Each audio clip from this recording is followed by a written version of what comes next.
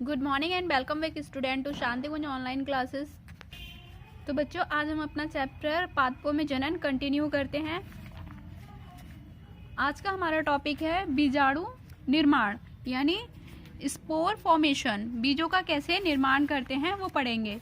बीजाणु एक छोटा गोलीय एक कोशिकीय पिंड है जो मोटी भित्ति से बना होता है। यानी बीजाणु क्या होता है, एक छोटा होता है और गोलीय एक कोशिका, जिसमें केवल एक ही कोशिका होती है और वो मोटी भित्ति से बना हुआ होता है। जब परिस्थितियां अनुकूल होती हैं, मतलब जब ये बीज बनने के लायक होता है, उस कंडीशन में नए पौधों के रूप में ये विकसित हो जाता है। ये बीजाणु सूक्ष्म पिंड होते हैं, मतलब छोटे छोटे पिंड, मतलब गोले होते हैं, जिसके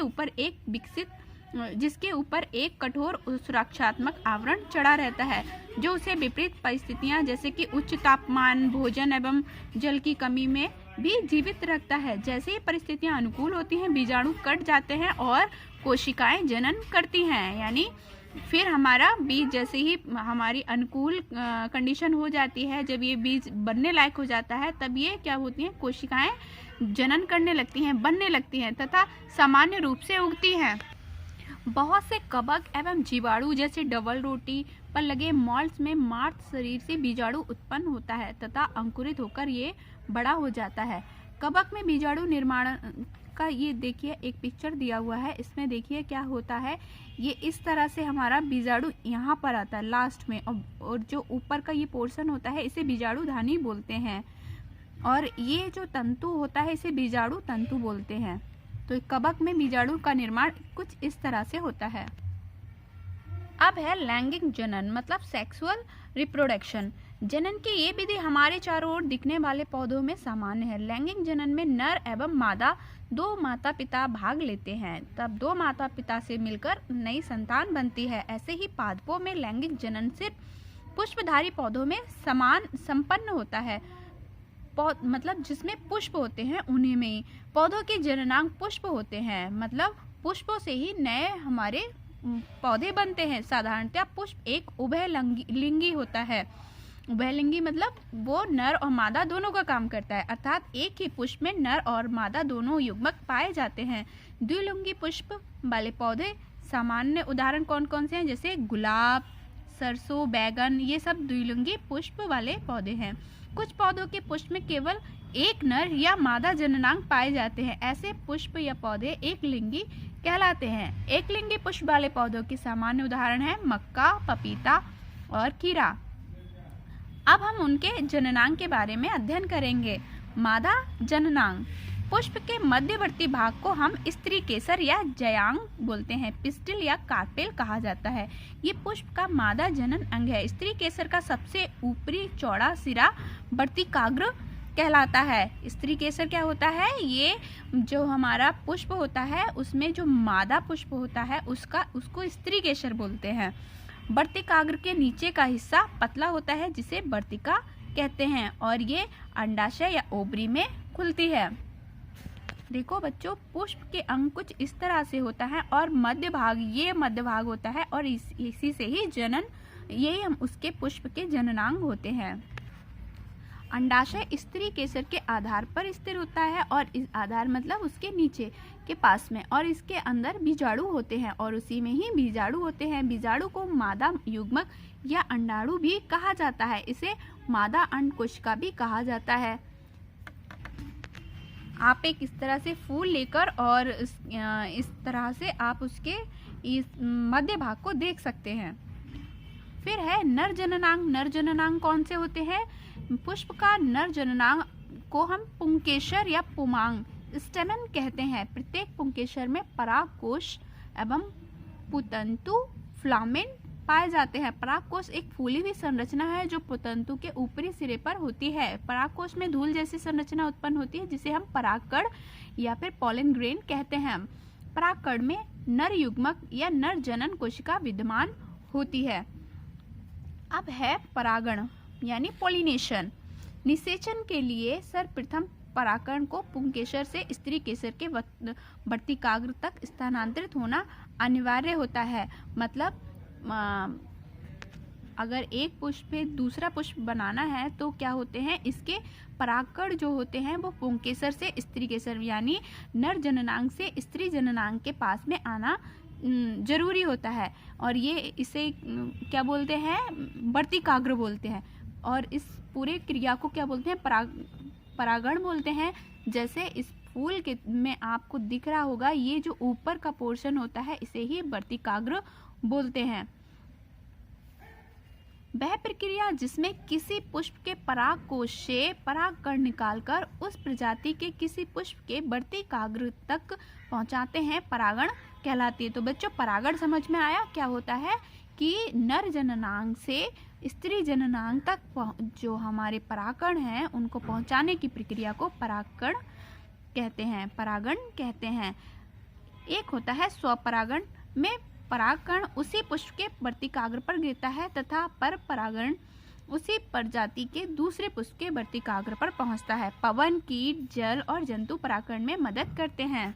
अब बच्चों परागण आखिर होता किस किस से है? एक तो होता है कीट परागण, मतलब कीटों द्वारा।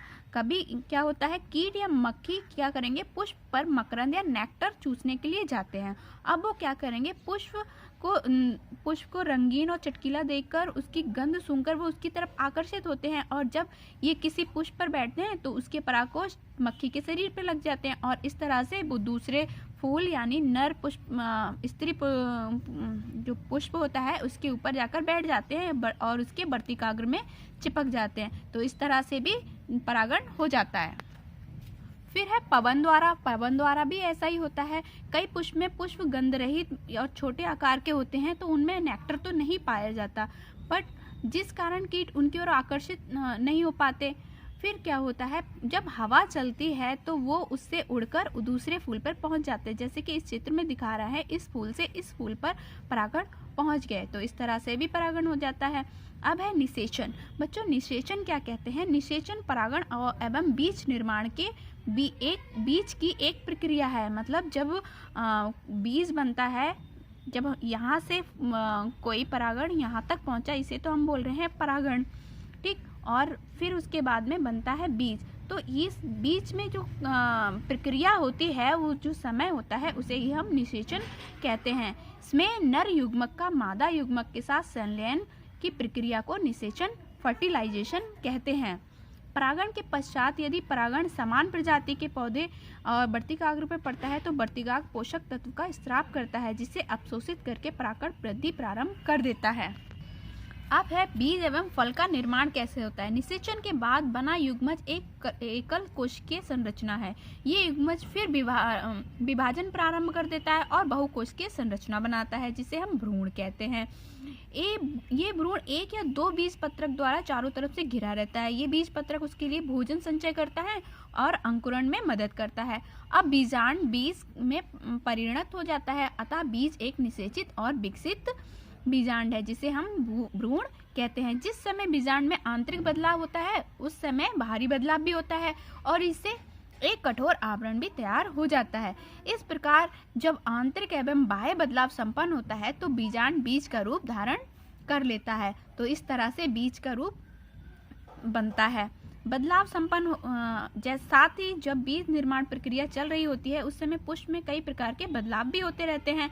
दल पुंज पुंकेसर गिर जाते हैं, स्त्री केसर वर्तिकाग्र मुरझा जाते हैं, किंतु बाह्य पुष्प दल जो प्रायः गिर जाते हैं कुछ स्थिति जैसे कि टमाटर, बैगन आदि में लगा रह जाता है। अंडाशय इस समय फल के रूप में बदल जाता है, जिसमें एक या कई बीज विद्यमान होते हैं। फल सूखे एवं मुलायम व रसीले भी हो सकते हैं। हमारा नेक्स्ट टॉपिक है बीज प्रकीर्णन। इसका मतलब क्या होता है कि हम कैसे बीजों को फैलाते हैं। वह प्रक्रिया जिसमें बीजों एवं फलों को बिखेर दिया जाता है प्रकीर्णन कहलाती है। बीजों का प्रकीर्णन कई टाइप से होता है। पवन द्वारा भी होता है। कुछ बीजों में रोम या रेशे होते हैं, उन्हें हवा के साथ उड़ाने में उन्हें मदद करते हैं। कपास और आक के बीज इसका एक उदाहरण है। जल के द्वारा भी बीजों का प्रकीर्णन होता है। जो पौधे जल में जल स्रोतों के किनारे उगते हैं उनके बीज व फल जल के साथ एक स्थान से दूसरे स्थान तक बह जाते हैं। जंतुओं द्वारा भी होता है। कुछ बीजों में कांटे तंतु निकले होते हैं जो किसी जंतु के फेरे या रोए एवं कपड़ों पर चिपक कर उनमें प्रकीर्णन करने में मदद करते हैं और वे उसके साथ कहीं दूर चले जाते हैं। गोखरो और जेनेथियम एवं यूरेना कुछ बीज फलों के साथ जंतुओं द्वारा खा लिए जाते हैं। फिर है प्रस्फुटन। कुछ फल सूखने पर झटके से फट जाते हैं। चटकने या फटकने में लगने वाले बल से बीज बिखर जाते हैं, जैसे कि मटर की छीमी, बालसम, अरंडी के फल, ये चटकने से प्रकीर्ण होते हैं। बच्चों, बीजों का अंकुरण हम नेक्स्ट लेक्चर में पढ़ेंगे। तब तक आपको इनके सारे क्वेश्चन आंसर लगा के लेके आने हैं। मैंने सब पे निशान लगा दिए हैं, आपको अपनी बुक में विजिबल होंगे, आराम से दिख रहे होंगे। आप इन सारे क्वेश्चंस को कर लेना और नेक्स्ट लेक्चर में मैं आपको इसके आगे का बताऊंगी। ओके बच्चों, तब तक के लिए बाय बाय।